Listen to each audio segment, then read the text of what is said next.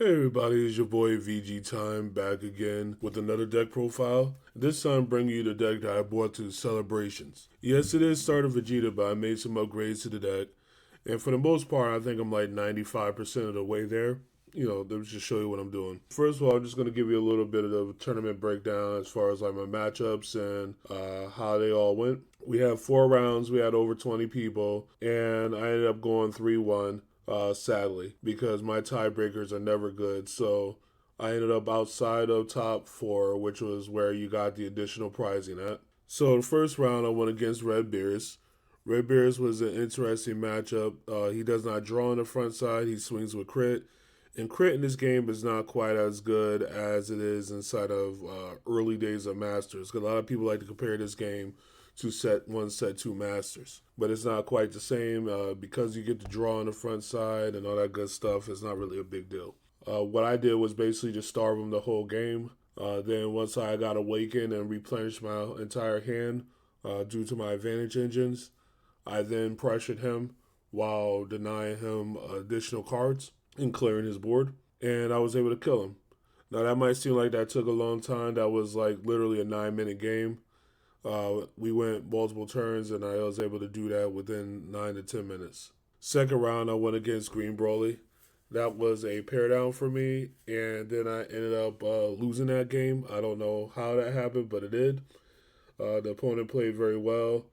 I did not pressure them as much as I should have, which I think that was my biggest issue in that matchup. Was I was out here, just trying to style instead of doing what I needed to do, and I got punished for it. Third round, I went against Green Gohan. Green Gohan was an interesting matchup as well, but I learned a lot from the Broly matchup and made sure I did the appropriate amount of pressure. Made it so that he had to use his energy to defend himself, and he couldn't just, rack it all up and drop bomb after bomb after bomb. And then lastly, I played a mirror match in the fourth round, and I was able to kind of coast right through there. So, if you saw the previous deck profile where I talked about having 2 trial decks together, I'm not going to go too much over the leader and stuff like that. So, we're just going to get into the deck. So, the first change is I was able to get a hand on some of my cards. My cards I pre-ordered have not come in yet, but at least I got a lot closer. So we got the most important card, 4 copies of Pilaf. Pilaf is probably the best card in the deck, and I don't even think it's even close. Pilaf, what he does is on play, if you have 7 less cards, you get to return a 1-drop Earthling from your drop to your hand. This allows you to do some pretty absurd things, especially late game in the deck. And when I say late game, like Energy 6, if you're able to establish a board and you have 2 peel-offs, one in a drop, one in your hand, every swing is 10k plus combo power, because all you have to do is play a peel-off, grab a peel-off from the drop, swing, combo the peel-off. And this was really messing with people because they were like, oh man, like every swing is 10k greater? Yeah, it is. Every swing is 10k greater.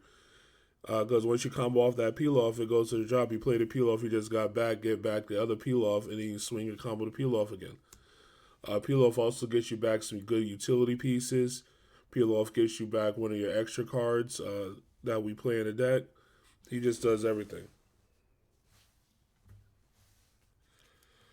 One of the cards we grab off of peel off is Boma Blocker. This is, something that you just kind of grab if you use it early. Kind of makes your drop into a whole toolbox. So if you get it early and you combo it off, you can just play peel off, get it back, and then play her out when you need it. Play 2 copies of Pan. Pan is a weirdly necessary card, and when I say weirdly necessary, I mean that sometimes you get too many cards in hand, and Pan is a neg 1.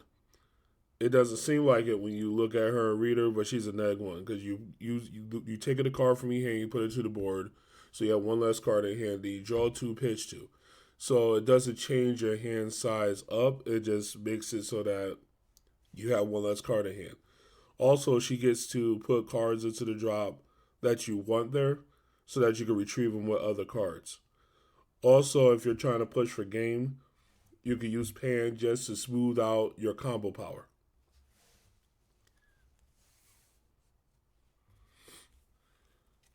Then next we have Segway Boma. Segway Boma is a part of an engine that we kind of run in the deck, but basically what she does is she allows you to play your extra cards for one blue less once per turn. This is pretty strong because there's like one extra card I run that having it cost one less makes it pretty good, and then another one, the other ones that makes them free. All right, and last of the one drops and starting the next engine is two copies of Vanilla Goten. Vanilla Goten is an Earthling, so he could be retrieved by Pilaf. This is something that came up a couple of times in playtesting where I would be out of viable attackers, but I had a bunch of energy in the peel-offs. So I will play a peel-off, grab a peel-off, play a peel-off, grab a peel-off, play a peel-off, grab a peel-off, play a peel-off, grab a Goten, play the Goten, combo the peel-offs, and then combo my hand in one game.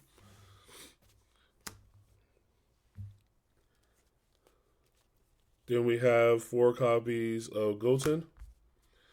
Again, this guy right here is very good against yellow. Is solid against green, particularly green Broly. And he's one of your self awakeners on swing. Add a life, bounce a guy if you have seven or less cards in hand. And of course, you don't have to add the life, so you can choose to just add nothing and still bounce something, or choose not to bounce anything. It's up to you. Four copies of Trunks. This guy right here is one of your main attackers. He works so great with combo because Vegeta is an aggro deck, but Vegeta is a tall aggro deck. He's not a wide aggro deck per se. What he does is he swings with big numbers due to comboing and things like that. So sometimes people look at this and go, "Man, I got this guy on the table, but I got 8 cards in hand. Who cares? Swing, combo one card. Now he's a 35K. You don't really worry about that." Then we have a card I'm probably going to cut down to two, but I like having 12 Self Awakeners. It is four copies of this Blocker Trunks. Blocker Trunks is alright. You really just play him just to take the life and then have him in the drop to be brought back by a later card. But yeah, that's what we got there. And that later card is coming up right now, which is four copies of the only SR in the deck, Big Go Tanks. Big Go Tanks is just an amazing card. You play them, you get back a Goten in the Trunks, costs two or less from your drop. So in the case of this deck, you're always bringing back two 10Ks. Of course, you have to have seven or less cards in hand. But if he's like your eighth card in hand, you play him. Well, guess what? You got seven or less cards in hand, and then you go back up to 9. Leader Swing gets you to 10. You have all the defense you need, and you get to keep playing the game. He's also a 25K hitter, which means he could swing into Awaken Broly effectively. Same thing with this Trunks. This Trunk is a 25K as long as you have 7 less cards in hand. So he also swings effectively into Awaken Broly. And then again, because of the amount of 10K combos we have, anything we have can actually effectively swing into Awaken Broly. And that's something that you kind of have a consideration for. I had a gentleman at the event complaining about how powerful Awaken Broly was because of the fact he was 25 and he only had 20Ks. And I was like, oh, okay, well, you have to plan for these kind of things. So that's all it is. Next up is a card I don't see too many people talking about, but I think this card is absolutely snapped in half. 4 copies of this 2-drop Son Goku. 2-drop Son Goku has some very interesting text. So the first one is his cost, which is choose up to one of your battle cards with a cost of 4 more and return it to your hand. So because it says that up to one equals could be 0 as well. So you could just play it and have his ability be paid for. And his ability is choose up to one of your opponent's battle cards and return it to his owner's hand. So again, that could be 0. So you could play him and be just completely vanilla for all intents and purposes. But the purpose of playing him is for twofold. One, to remove big threats like big blockers and stuff like that out the way. You can just pay two, play it, bounce it back to their hand, gain a little bit of tempo, allow your other pieces to run through. And the other one is to return your gold tanks to your hand after you swung with it so you can play it again to get more value. So, those are the two reasons for doing it. It's pretty gross when you do that play. Um, you swing with the gold tanks, you play this, you return it, you don't even bounce anything of theirs unless you really needed to get by something. Then you play it again, get two cards, swing with it, combo the Goku off, and maybe something else to go bigger. Pretty strong. We also play little Gold Tanks at 4. This is just a kind of a concession again to the fact that we have a 25k leader in the format. Also, this guy, he replaced the Gohan that goes up to 35k when you have 7 or less in hand, because I realize as cool as that is, this guy is a lot easier to defend. They have to actually put out a relevant threat to swing into him. And then on top of that, being 35 is great, is actually monster, but 25 is enough. Oh, and also 10k combo.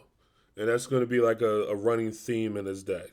You're going to notice that probably 90% of my combo power is 10k, and that's on purpose. Speaking of which, I have another 10k combo, 2 copies of Vegeta. This guy right here, just a strong card. You are able to pitch a card to make him a 35k. That might seem crazy, but usually the card you pitch is a card that you're going to be able to get back. And also the card you pitch would not give you 15k combo power in most cases. Usually you're pitching a 10k or you're pitching a 5k, and then that's giving you additional combo power. And then he's like that for the rest of the turn, so you don't even have to swing with him yet. You could do that just to get you to thresholds you need to get to. Like you might have 9 cards in hand. You could pitch a card to make him like that. And then now, when you play your next threat, you're down to 7 or something like that. 2 copies of Piccolo. This guy right here returns from your drop to your hand a extra card. There are a few that we want to recycle. Pilaf handles one of them, but he handles the other ones.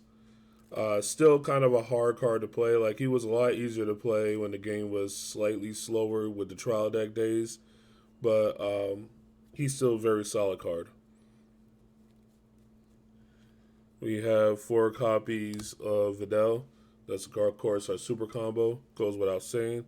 And then we'll get into the extra cards. So now I'm down to 6 extra cards. All these serve a very specific purpose. So first we're going to start with 2 copies of Final Hope Slash. This is the card we primarily use with the Bulma because she makes it free. What it does is on your turn, it gives your leader or one of your battle cards plus 20k, which is, basically 2 cards worth of combo for 1. And then it allows you to return a 2 or less battle card to its owner's hand. So that could also be yours. So what will come up is that I could swing with like a Trunks or a Goku, and then swing with something else, Final Hope Slash for free or even for 1. And then during that same combo, pick up, the Goku or the Trunks and have more combo power. So I was able to shotgun pretty effectively using this card to get to like pretty insane numbers.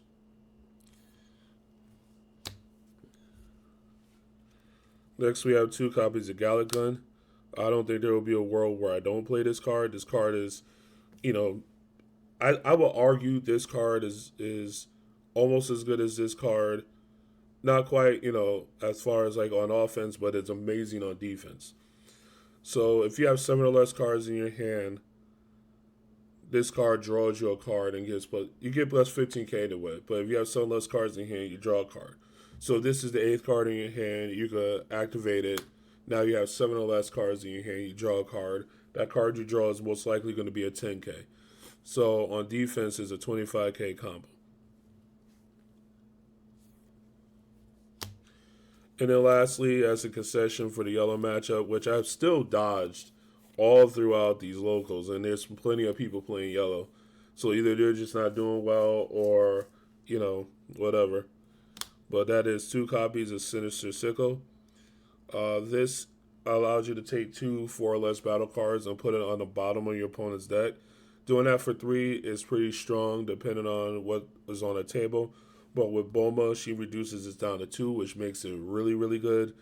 And this also allows you to make certain plays. Like, for instance, sometimes you need to be able to play a Piccolo and then activate the card.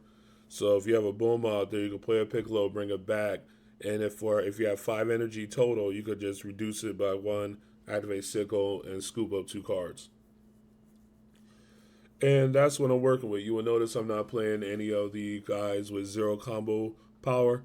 Right now, I'm just not in the mental space to play a card like that because I need every card in my hand to be a viable combo card. So I can understand like people running multiple zeros, but when I was shotgunning on them, they felt bad. So anyway, that's it for the deck profile. Hopefully you guys enjoyed it, and I'll catch you again next time. And this is VG Time signing out.